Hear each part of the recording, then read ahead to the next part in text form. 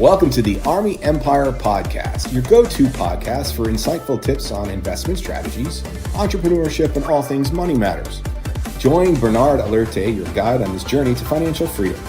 Each episode will dive into expert advice, practical strategies, and inspiring stories to help you take control of your financial future.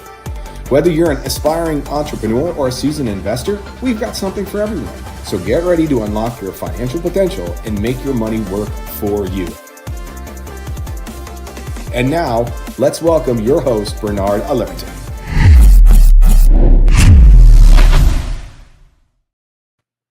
Hey, good evening. Good evening. How you doing, Liz? I'm good. How are you, Coach? We're excited. Last week we did a little different last week, but we're excited. We're excited to be back live. Yes.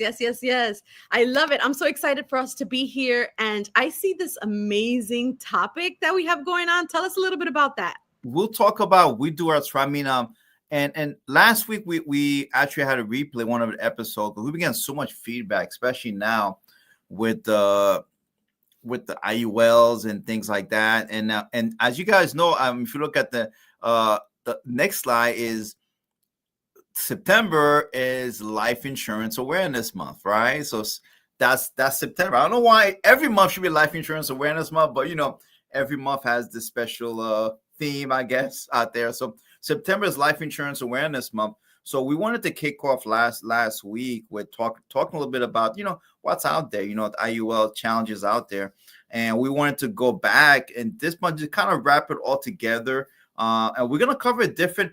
It's clear we talked about life insurance in past episodes, a lot of it. So we're gonna kind of piece different episodes together, different things we talk about, just to make more sense. To always focus while we do what's right 100% of the time. One thing that's important that we pride ourselves and us is make sure we do what's right for the consumer, for the client 100% of the time. And I learned so much. Crazy. I want to talk about this topic because past couple weeks, we've been really blessed, man. We got a chance to go to a couple of workshops. I got a chance to spend time with a very, very prominent pastor and preacher out there. I mean, he has a huge following. I mean, he has church in over 20,000 members in church in Brooklyn. Got a chance to spend time with him, and he was doing something for our church, and he said something very, very powerful that really stuck with me. It really stuck with me. Like he said, someone asked, and he said he was at a meeting with a lot of scholars and religious scholars, and they would ask him they asked him a very simple question. It says, "What would you say was your gift to Christianity?" What would you say would be a gift to Christianity? And he answered, curiosity. He said, curiosity.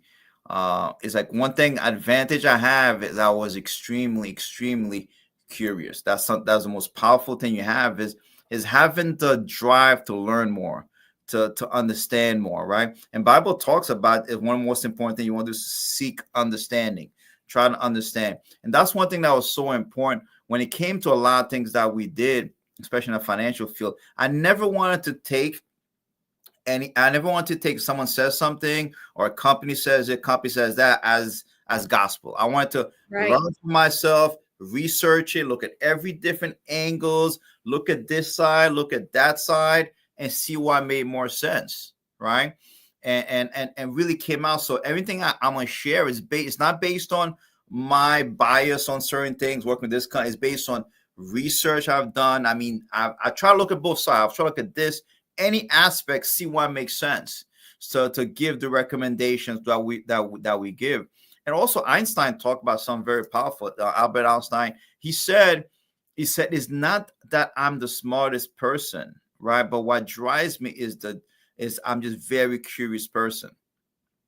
Wow. So that's good. Let's start right there. So grab your pen, grab your paper. Like we always say every single episode, this is episode 51, folks. Yes. And every single time we're taking notes. And the person who is curious is going to be a person who takes who takes notes, and Absolutely. they lean in to understand and get a full understanding of what we're talking about today. And we're celebrating Life Insurance Awareness Month. That's fantastic. Absolutely. Very, very exciting. So let's look at the next. Let's just kind of, and this came from episode 2. And the second episode we did, and we talked about the four criteria of influence out there. And it's very important for people to understand. We want to kind of reiterate that again is, see, crazy. The social media is incredible. It's been an incredible tool out there to reach out more people. But the challenge with social media, it not only is not regular. Anyone can say anything you want. So just because someone has a platform to talk about something doesn't mean that they have the authority to talk about something. Right? Again, just because someone has a platform to talk about something doesn't mean they have the authority to talk about something. What happened because of creativity, social media, with social media out there, people have their pages and have podcasts that. And one thing that's happened is a lot of misinformation shared out there when it comes to financial services, and people are getting hurt by that, making wrong choices, and that can hurt a lot of people in the long run. So it's very important for people to understand. Okay, number one is why should you listen to this? But if you go to this podcast, ask questions, curiosity, right? Number one, does that person have a deep knowledge on that topic that they're talking about? Do they have a deep knowledge on? And a lot of times is people, they don't have a deep knowledge on the topic. They just saying whatever someone says, or maybe that company just do this, right? And they don't have deep knowledge, and they come across as experts. Unfortunately, they come across as experts, and they use the word loosely: financial advisor, financial this, and they don't have a life. They only have a life insurance license. A lot of times, they don't even have an investment license. Ooh, that's so good. Come on. Yes, and a lot of times they talk as experts, and people listen to what these guys are saying, because sometimes they come across flashy. Maybe they have charisma, they sound good, they look good, they look the part, right? And they have this, they come fly, and a lot of people fall them. They must be real a lot of times, and it's not real, right? And a lot of times that's the first thing. They don't have deep knowledge on the topic, and it takes a year. It takes a long time to get deep knowledge. You need to know both aspects of it. And a lot of times when we have conversations with them, they only know one side of the fence. They don't understand the other side, or they mislead the other side of the fence. But I like what you're saying. There are so many people, especially now with social media, and anybody could just jump on and share a quick reel with information that they heard from third-party information, no experience. I mean, you're literally tossing a bomb here, like tossing a bomb and speaking total truth. Boom. Absolutely. And they have following. They have 5,000 followers, 10,000, 20,000 followers all of a sudden out there. And people look at the followers, think that they actually have something concrete to talk about. And it's not. Don't look at just followers. You have to question, right? The second thing is the moral authority when it comes to that. And I'm going to show you the actual numbers where most of them, they don't have the moral authority, because it's very, very skewed, right? If you look at the money, I was remember that movie, Follow the Money, right? You're going to see when you follow the money, it'll tell you why this recommendation versus that recommendation. That's important also. And we're going to talk about that. We're going to break it down it's going to be very controversial, and a lot of people are not going to be happy that I'm sharing the information I'm sharing, but it needs to be told. It needs to be shared, right? That's the second. Third thing is experience. How much experience do you have on that topic? How much experience do you have? A lot of times, a lot of them just they're actually brand new in the field. They've been 6 months, 3 months, 6 months, a year, brand new in the field, and they have no experience. I mean, we don't want to talk, but we've been doing this for 25, 26 years. We've seen different things. So we're not coming from a position of just figure out it. We've been through, we walked a minefield. We've seen different markets. Everything we share with you is not based on something, is based on experience that we've had over years. A lot of they don't have experience. And only thing that gives you experience is time.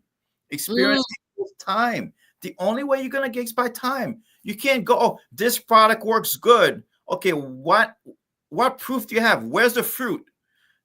Show me someone that has done this, right? Yeah. that went down and actually exactly what you said it was going to do, it actually going to accomplish that goal? And the answer is they don't have one. Right. Come on, somebody put that in the comments. What merits experience is time. You can't say I fully experienced this if you've only been in it for a couple hours. Now Yeah. talk to me once you've been in it for a year. Talk to me once you've been in it for 2 or 3 years. Because now there's time. Exactly. Time. Show me some. One thing I can tell you, and I can any client, I can show you clients. I can say, this is the client put this amount of money with this, how much they have right now. Mm-hmm. This is what they've done. This is someone that was able to retire off what we show. This is someone that was able to retire and still have money coming in no matter what. See, we can show that, but it's time. You need time to do that. And a lot of them, they don't have experience. They're just going by what someone else or maybe their mentor or what their company is talking about, right? And the fourth thing is humility. You gotta have humility to want to learn. One thing you have to see. The humility to prepare will give you the ability to execute. Are you prepared? Mm-hmm. Are you prepared? And are you humble? Are you willing to learn different aspects? A lot of them, they're not sometimes. They're not. And that's something that's so important. This is the criteria you have to.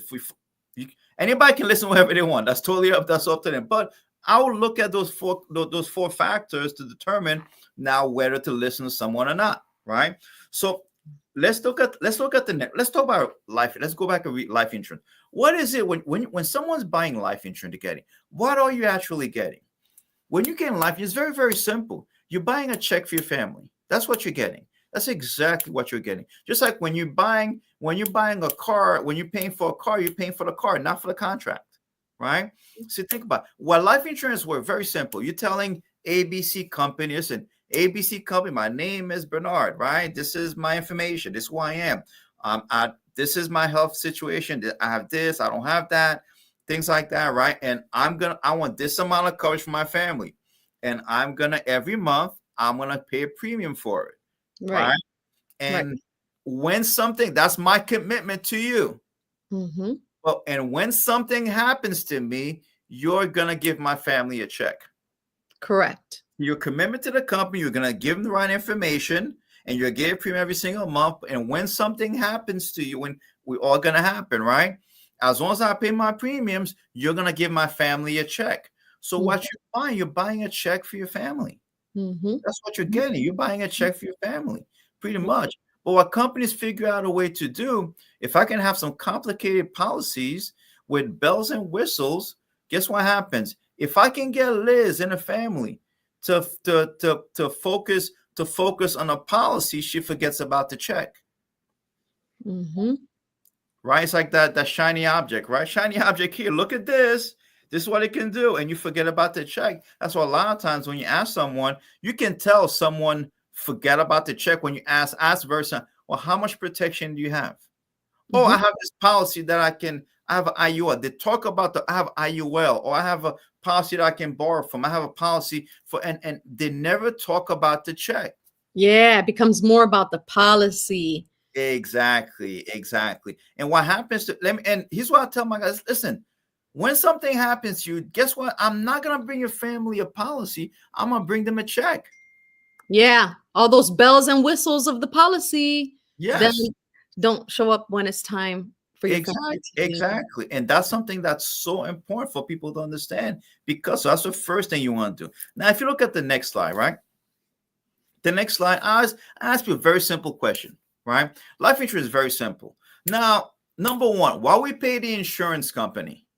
Should it be a big amount or should it be a small amount? And everyone would say it should be a small amount, right? That comes out of our pocket. Now, why they pay us, our family? Should it be a big amount or a small amount? Big amount. Big amount. Okay, now let's take a look at it. Very simple. What kind of policy that allows you and I to give the life insurance a small amount and get a big check for our family is a term policy. Correct. It allows us to let me give the company a small, not a big amount, and they're going to give my family a big check.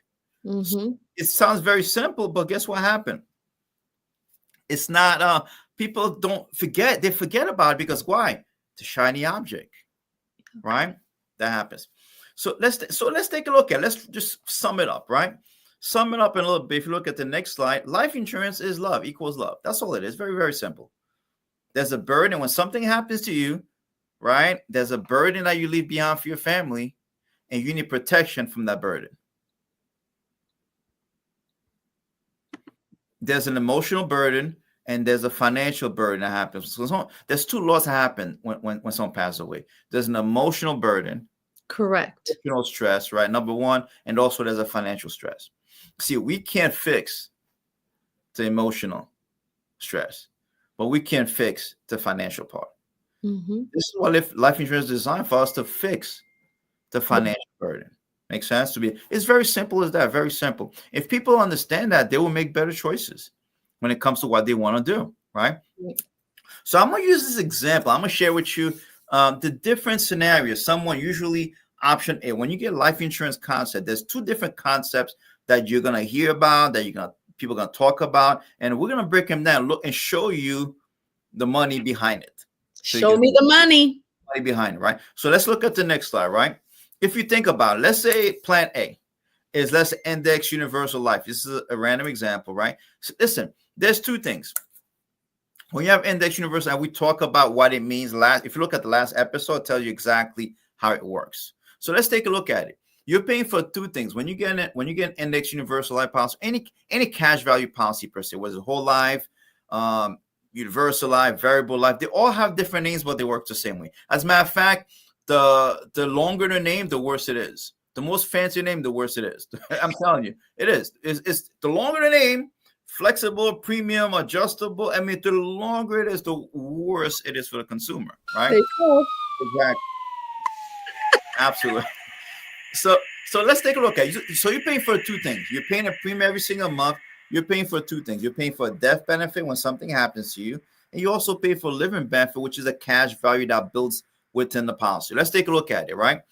Average person A, and they're paying $251 a month. So they're paying about for $250,000, right, of John and Mary for coverage. So if something happens to them, God forbid, the family gets $250,000, right, if they pass away. And part of the money, a premium, is going to build up in a cash value, which we talked about, that what actually means a cash value, right? Guess what happens?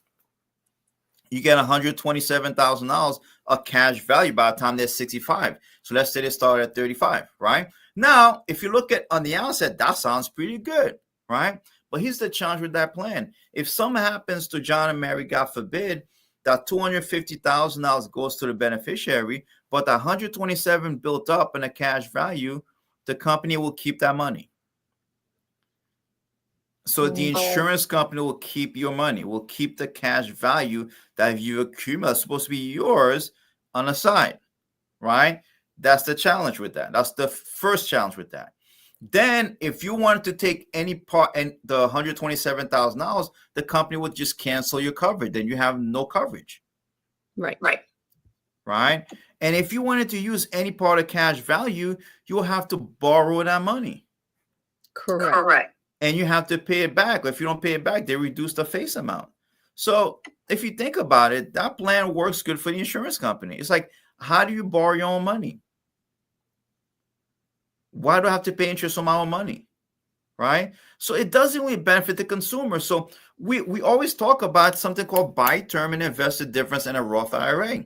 Let's take an actual dollar for dollar. For the same $251 the person might be spending, we can give them $250,000 of coverage for the husband and wife, John and Mary, but they're not going to pay $200 because we're going to separate the insurance and the investments, which is very smart. They're gonna pay maybe $88 for the coverage, right? $50,000 of coverage. Now we saved them $163 a month. Now $163 a month, we're going to show you how to save and invest that money in a Roth IRA. So by the time they're 65, that amount will come out to about, let's say, 9% rate of return. They'll have about $300,000 accumulated, right? And what's the benefit of that? Listen, and if something happens to John and Mary, God forbid, their family will get the $250,000 they had accumulated, plus they will get $300,000 in a Roth IRA. They will get both, not one or the other. And if they wanted to take all the money out of the Roth IRA, which is tax-free, They don't have to pay any taxes on it at all. They can take the money out any time and they don't have to pay back. And it doesn't affect the coverage. Right. At all. Right. And if they want to use the money, they don't have to pay it back. Right. So if you ask someone which plan makes more sense, index universal life or buy to invest a different Roth IRA, everybody would say buy to invest a different Roth IRA. Correct. But the sad part, Liz, 9 out of 11 families that do have life insurance out there have some form of cash value index universal life policy, unfortunately. That is correct. I believe that. It doesn't make sense, but they have it. But you say, well, why does that happen? How come people always ask me, well, I don't understand. Why would they do that? Why would they, if they know it's bad for the consumer, why would they recommend that? Why would it? And I'm like, I'm going to show you exactly why. This is why I'm going to crack the code to what's happening out there in the field. Why do they do what they do? Why is it that more people have index, cash value policy, and anything else? Let's look at the next slide. Very, very simple. There's 3 entities involved in any transaction, right? I can't draw straight. Try to draw a straight line, right? Is the company, there's the agent, and there's the client. There's 3 different entities involved within a transaction. Let's look at 2 different plans. Let's say, look at plan A, right? Where the company is collecting $1,000 in a yearly premium from the consumer. Let's look at the company's perspective, right? They're collecting $1,000 in yearly premium from the consumer, but they're only giving away $100,000 in benefit, right? Versus plan B, they're only collecting $500 in premium from the consumer, but they have to give away $200,000 of benefit if someone passes away. Now, let's take a look at which plan benefits the company the most. Yeah, plan A. Plan A. Why? Because they're collecting more premium and they're giving away less benefit. Yep. Now, knowing that benefits the company, which plan are they going to encourage their agents to sell? Correct. Plan A. Yep. Right? Now, let's take a look at it. Now, let's look at the agent now. The agent, right, gets paid. Agent gets paid on how much premium that you pay every year on your policy. You get paid percentage. So agent gets paid on average 50% to 120% of the yearly premium, which creates a huge conflict of interest. Right. So the agents, let's look at the agent now. Now, which plan do the agents make the most money on? Let's use 50% to make it easy. Do they make more money on 50% of 1,000 or 50% of 500? Yeah, true. Wow. Wow. Now, which plan are they going to encourage their clients to get? Yeah, the one that's more. Plan A. Very simple. Yeah. Very simple. Now, you're the client. You're the third person. You're the last. You should be the most important person, but you're the last person in the equation. Which plan benefits you more? Paying 1,000 in premium or 500 in premium? The answer is 500. Plan B benefits you. And that creates a problem, right? And people ask, well, why? Let me share you actual numbers. And I'm going to share this with you. If you look at the next slide, very simple. There is a huge conflict. I try to say it's big, huge conflict. Why? Let me share some with you. The IUL plan example I shared with you, the IUL plan would pay the writing agent the first year between $1,500 to $3,614, depending on the contract they have for the first year. $1,500 to $3,600 they will pay the agent versus the buy to investor difference. Why would pay the writing agent the first year between $549 to $1,306? Yeah. Why? Because it's priced differently because the premium is less, and on the investment part of it, you don't get paid as much as you get paid in a life insurance contract because it's long-term money. Now, this is the conflict. If you ever wonder why IUL policies are so popular, why do they sell? This is why. It has nothing to do, which is a great product, has everything to do with the compensation. It's so heavy on the front end. You get paid so much more. They get paid 2-3 times more if they sell an IUL plan versus if they show how to buy to invest the difference. Yeah. It's such a huge gap. So this is why the person said, oh, IUL is good. This is very simple. Has nothing to do. There's no merit. Mm-hmm. What is a good product or not? It's very that moral authority we talked about. Mm-hmm. That's a challenge. There's a and also an IUL. Most of the people that say IUL are not investment licensed. And because they're not investment licensed, they have no fiduciary responsibility in case something goes wrong. They can tell you a lie and not tell you the truth, and they don't have to be held accountable by it. Right. Crazy. They're not, versus if someone's investment license, hey, you're accountable. You say something wrong or something you're accountable by it. Right. And this is why, guys. So people ask why this is the problem. This is where the problem is coming from. So if you ever wonder why is this more popular, why people talk about this so much, this is why. Very simple. Mm-hmm.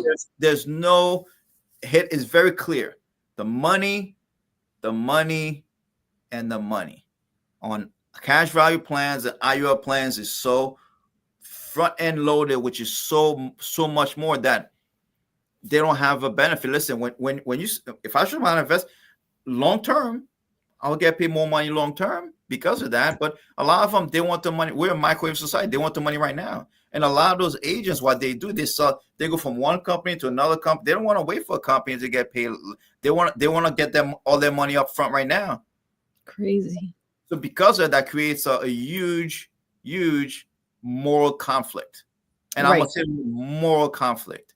And it's wrong because you're not doing what's best for the consumer.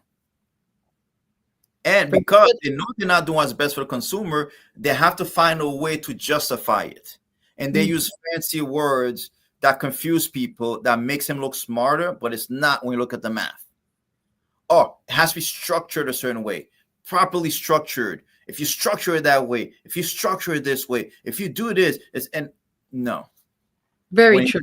When you look at the math, short term and long term, and I've done the math, and it's not, I've done the math. I'll look at 10, 15 different scenarios.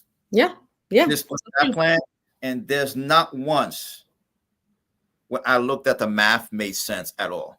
The question that we always talk about, and I mentioned past episode, is number, when you look at your money, dollars and cents, the only lens that you need to look at your money is something called math. Right. Does the math make? That's the only lens. You don't look at if it sounds good or not, if a theory or not. This is not science. This is math. Does the math? Right? I always say this is not rocket science. This is pocket science. Pocket. Does the math make sense?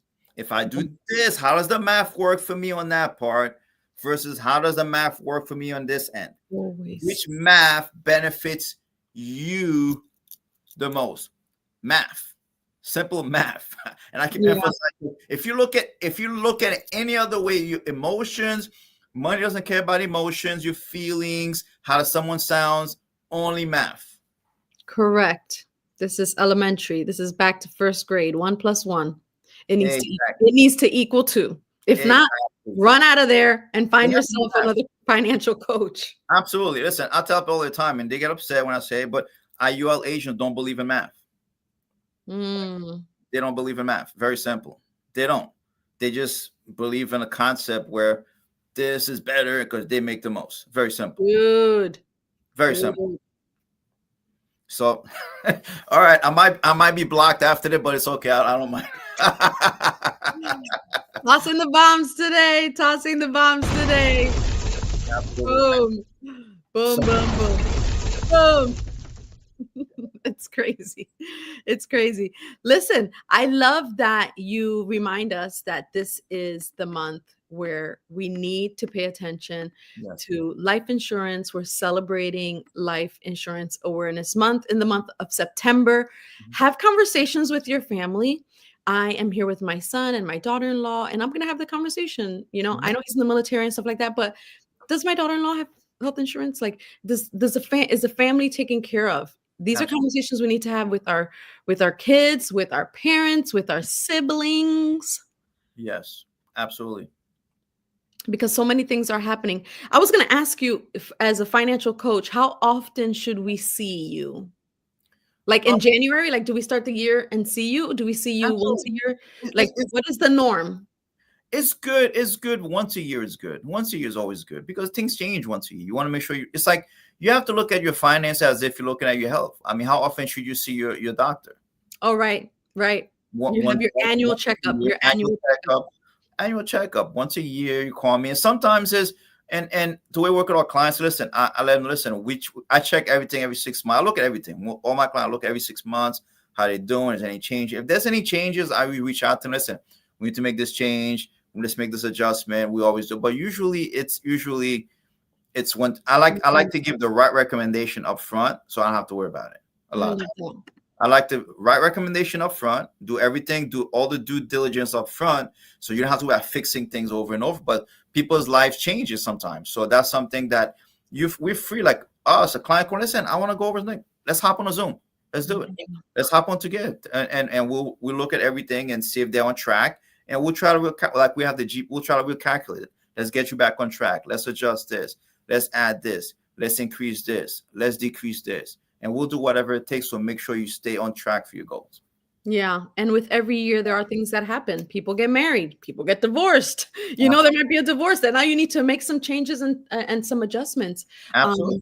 There's health issues that happen, and being able to revisit and contact your financial coach is huge to make the necessary adjustments. I was just thinking about Absolutely. that because we haven't sat with you in the office in some time. So absolutely. We go back and the good thing with us is we don't charge. If someone sits down with us, we don't charge anything for that. So we'll do what we have to do to adjust, to help you adjust and fix that. so good. So good. Oh my God. We have some great truth here, as always, in the Army Empire podcast. Every Tuesday at 8 o'clock for 20 to 30 minutes, we're sitting here, we're learning. I'm learning all things money matters with our coach here, Bernard Alerte. And this has been fantastic. Any last words? We're excited. Again, is revisit. And if you have something, just let's go revisit. Sometimes when you have something, just it's good, always good to look at things over and over again. Just like I always tell in the financial field, just like in the medical field, things change. Things change in the medical field. Like the same, how can I say it? The same like say cures, right? Or medical breakthrough they had 10 years ago has totally evolved to something different. Right? Something different, right? Yeah. So now it's the same thing in financial field. Sometimes there's products that there was back then, and things change. Then adjust, go back to see if you can increase, decrease, whatever has to happen to, that makes a big difference. So I love that.